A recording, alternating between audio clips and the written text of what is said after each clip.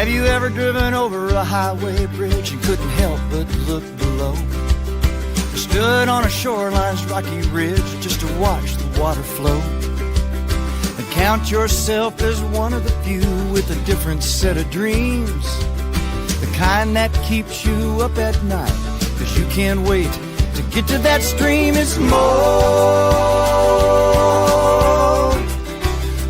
than a river.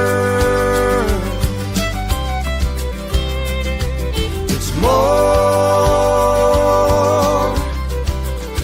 more than the water flowing or where it's going. It's the grip on the paddle and the shit in the saddle, the V in the boulders and the lean in the shoulders. When you reach for the eddy, it doesn't get better than this. Yes, it's more, so much more than a river. Hey everybody, welcome to Live Conversations with Cross Currents Leadership. I am excited. We've got a great one for you tonight. We are live on Facebook, Substack, and YouTube for just 15 minutes, where we're talking to leaders from across paddle sports and outdoor recreation, helping you get those golden nuggets of information that will help you level up your paddle sports leadership for 2026. Tonight, we are revisiting one of the first topics we did back in the cold, dark nights of January. Now that it's warming up, now that we're feeling the call of the river, the call of the ocean, the call of our favorite waterways, we're going to revisit this new ACA program to certify trip leaders and guides. You may remember when we talked about it before with John McDonald from Play Harder Adventures. We've got that recording on there if you want to watch it. But now we've got a little bit more information. And Jeff Atkins from Wavepaddler is here tonight to help us walk through this program and understand the new options that are now available out there for certification that have not been out there before. So Jeff, thank you so much for helping us walk through this. Anytime there's such a new offering, it's hard for people to wrap their brains around it. I really appreciate the insights you're going to offer our audience. Thanks. Glad to be here. So guys, Jeff certifies new instructors. He certifies new instructor trainers. Now he certifies new day trip leaders and multi-day guides. And he has expertise in canoe, kayak, SUP, and paddle sports fishing. So no matter what venue you want to ask about, where you're spending your time, Jeff usually has insights he can share with us about how to map your leadership path for that venue. So I've called you in to be my Swiss Army knife again, Jeff. Awesome. So let's start with this ACA leader guide pathway, this new opportunity to provide professional certifications for day trip leaders or for multi-day guides. Right? Yes. That's new and different offering. That's a parallel offering to the historic plan that we've had, where we had a path for instructor certification. Can you just kind of put that in context for us? Because people may have a hard time wrapping their brain around that right at first. Absolutely. One of the feedback that we've gotten through the years, especially doing our instructor trainings, is that a lot of outfitters and organizations, the staff that they were training or the folks that are training in those organizations didn't feel like they needed the instructor component. They weren't as focused on learning the dynamics of, say, doing the most precision of a sculling draw. They're focused on taking groups of people and leading them on trips and keeping them safe. So working with the creature learning back in 2022 to the present, we worked on the curriculum to have a leadership program. And then we worked on the different venues because we know that there's going to be different people leading trips in different places. So we want to, just like our instructor levels, we're working in different venues. Same thing with this leadership program. The most basic one is the Community Paddle Sports Leader Program. The first version of it came around a couple of years ago, and it started the process of making this happen. And then now we've migrated to the new version of it where, again, these are all certifications.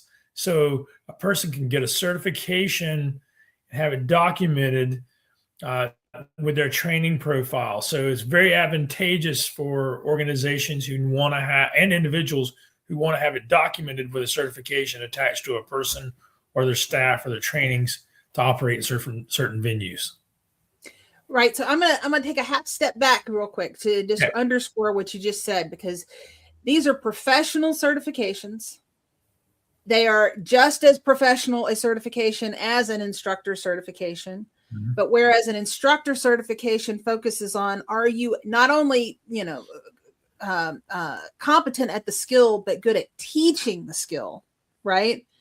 These are really focused on, can you do the group management, the risk assessment, all of the things, the multi-craft management that are involved in taking people out on a day trip or a multi-day trip, and all the things you're going to encounter as an organizer, right? Yes, it's focused. It's more venue focused. So like the instructor certifications are craft focused.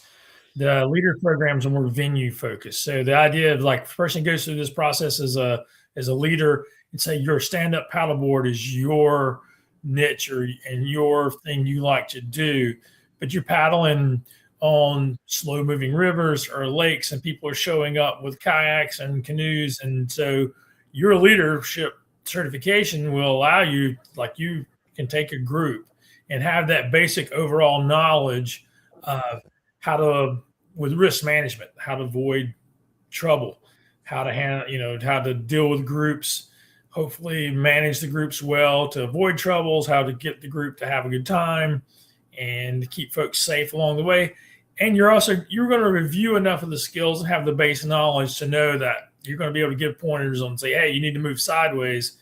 And if someone's struggling to do it, there you can do it. And also a basic rescue familiarization. So you're going to, while you may not be have all the techniques down of being able to rescue a huge amount of craft, you're going to know the fundamentals of, say, draining a canoe. If you're in a stand-up paddleboard, you know how to drain a canoe. You got how to drain a kayak and get folks back in those craft, and vice versa for all those crafts around. Right, because the trip leader's got to be able to respond to all these different scenarios. Yes. So then you touched on the fact that this is replacing a couple of things in sort of the older version of ACA curriculum. So let's talk about what it's replacing, that if people have some of these older versions of sort of different awards and certifications, they may need to update their understanding. There's an older version of the Community Paddle Sports Leader. This is a new revamped application of that title, right? Correct. So the main two ones you get just going to replacing is the current Community Paddle Sports Leader or the previous Community Paddle Sports Leader program that was there. And so now this one requires you to have an update after 4 years. And it also requires you to at least report 4 trips along the way during those 4 years. So you're going to be working on the course management system, reporting trips that you've led on there, and get documentation where you do that. And then towards the end of your 4 years in the certification, you're going to go for an update. And that's going to allow you to see if there's any new techniques out there. If you haven't already come across, you're going to see some new techniques out there working on some of the different crafts and some of the leadership. And it's also going to get a chance to make sure that you're still capable of leading groups in that environment as well. To maintain your certification. So it's a good system of checks and balances, and it's given that authenticity to your certification. So it says, hey, this person can act and can operate in this environment and still can. The next one, which is one that's a lot of folks have asked about this previous year or this current year they're in, is it's also replacing going to be what was traditionally day trip leader training, or there was level 1, level 2, and level 3 trip leader trainings that were in craft specific. So these are, used to be, we used to call those an assessment, a trip leader assessment. Yes. Yeah. So they were assessment, and those were given one time. So folks could come to a program. So I'm just going to use level 2 coastal kayaking because that's the one I've done the most of.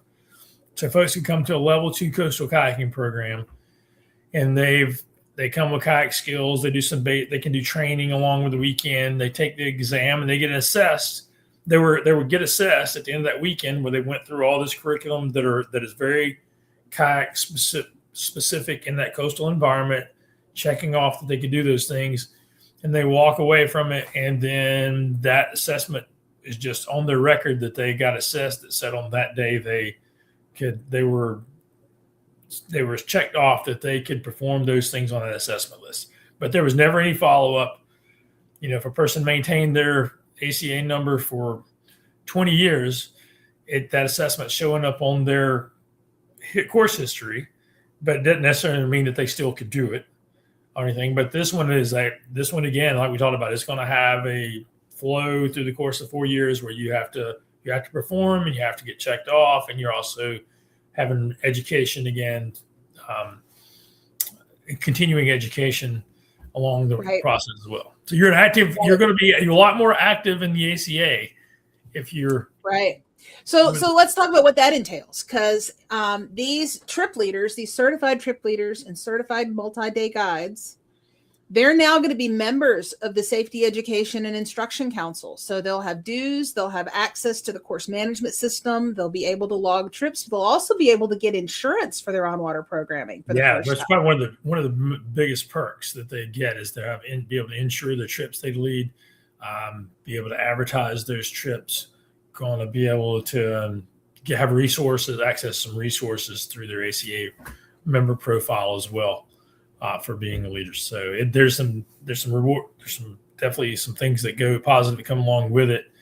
But yes, they do have that also, the extra level of responsibility that comes along with that new certification. Okay. Now let's differentiate just for a second between the leader path and the guide path, right? Okay. And in particular, I want to focus on the day trip leader and that community paddle sports leader, because I think that's going to be the majority of our audience, are the folks that are going to be interested in that. Because that's kind of the general market solution, right? Can you tell us a little bit about that leader path specifically? Yeah. So the community paddle sports leader pathway is you're operating in a venue that's pretty consistent, up to 10 miles an hour winds, up to 1 foot waves, up to 1 knot current, and within a reasonable distance from shoreline. I forgot the exact number. I have to go look that up again. But so with a defined listing from shoreline. So that's going to cover probably most people taking beginners out. Like, we think about it. Most people don't want to paddle in more than 10 mile an hour winds. Most folks are not getting above 1 foot waves, and they don't feel comfortable in the current strong either. So that's going to cover the most. And, I come from a river environment. We think of that as lakes and class 1 rivers.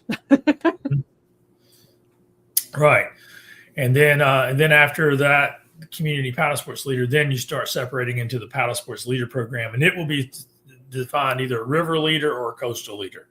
Mm-hmm. And so your river leader has the, I think class 1 and 2 rapids, and coastal is going to be a venue of 8 to 12 mile an hour winds, 1 to 2 foot waves, 1 to 2 foot surf, and 1 to 2 knot current. So it's going to be similar. It's going to be a little higher profile conditions. And again, probably what not most beginners are going to get into on there. And with that, it's going to be a little bit longer training and certification period than the community one. And then you get to advanced level leaders in the coastal and river. And those are, those you have to have skills coming into it prior. It's like a 4-day training on those. And that's when you're operating at the really high end of the environments in the coastal and the river sections. So if I'm talking to some of my entry level, level 1, level 2 instructors, or folks that might in the past have thought about becoming lake and class 1 river instructors, right? But they decide this trip leader path might be a better path for them, and they're looking at the CPL. The prerequisites they need to think about and the kind of time commitment they need to think about, it's basically some skills assessments from a local instructor and about 2 days of training for the certification, or you can get with an IT and just do it all at once for 4 days, right? Yes, leader trainer. Yes. So yeah. One of the feedback that we've gotten through the years from members and folks taking the programs, was trying to make this more accessible. So the instructor programs were often seen as less accessible because it was hard to get ITs in different regions. But the leader trainer process is designed to hopefully open it up for instructors to be able to get the leader trainer certification in different venues and get this program and educating more folks all over the U.S. and making it more available. Now, the guide path, talk a little bit. I don't want to spend too much time on this, but because this is the multi-day, this is expedition kind of people, right? But let's talk a little bit about the levels in guide and how that's different. Sure. So you've got the basic guide and you've got the advanced guide. Both will be operating in overnight remote environments. So help is substantially further away. I got to look it up on the advanced guide versus the regular guide. But you're going into more remote environments where help can be within 8 hours away. So a lot further. So there's wilderness medical components to it. There's certainly leave no trace components of it, but you're focused on a lot of, you're leading people into remote environments, whether it's river or whether it's coastal, and you're taking folks, you're going over picking campsites and the different types of gear you use that's appropriate. Having cooking, the different style of cooking processes you do, knowing how to operate a variety of stoves and cooking equipment, and also permitting. That's one of the things that the guide program, you need to be familiar with, that you can't just go hop in on a national park and run a program. You need to get a commercial special use permit to do that. Right. And same thing with most wilderness style or environments. A lot of this government ran, organizational ran, they want you to get a permit to let them know that you're there. And so you can get all that stuff squared away legally and safety wise as well. So it's getting a little more, it's more dialed into that multi-day trip and all that goes along with it. Water management, all those things. Mm-hmm. Well, and you touched on it just a second ago. We've got opportunities that are opening up with this all over the country for our experienced trip leaders and experienced instructors, for that matter, to become a leader trainer or a guide trainer. I've put the link in the show notes with more information to answer the specific questions people will have on that. We're not going to get into that level of detail, but can you give them a little call to action real quick to understand how much we need them? Oh yeah. So again, this is what the folks have said. They want the training and the certifications to be more accessible. So the way this happens is that the instructors out there need to get active. And if they're interested and want to lead becoming a trainer and lead these trainer programs, this is your opportunity. This is the way you reach more people. If you're wanting to do it in the business component, this is a chance for you to operate in the business component. And it's like we mentioned, you have the ability to operate this in the United States all over. So if you're in the middle of, if you've been an instructor in the middle of the country and you've had hard times getting an IT to come to your region, hey, look at becoming a leader trainer and run programs and do it. The application process is online at the americancanoe.org as well, so they can do that. But certainly, it's up. The ball's in the instructors courts. Make it happen. Absolutely.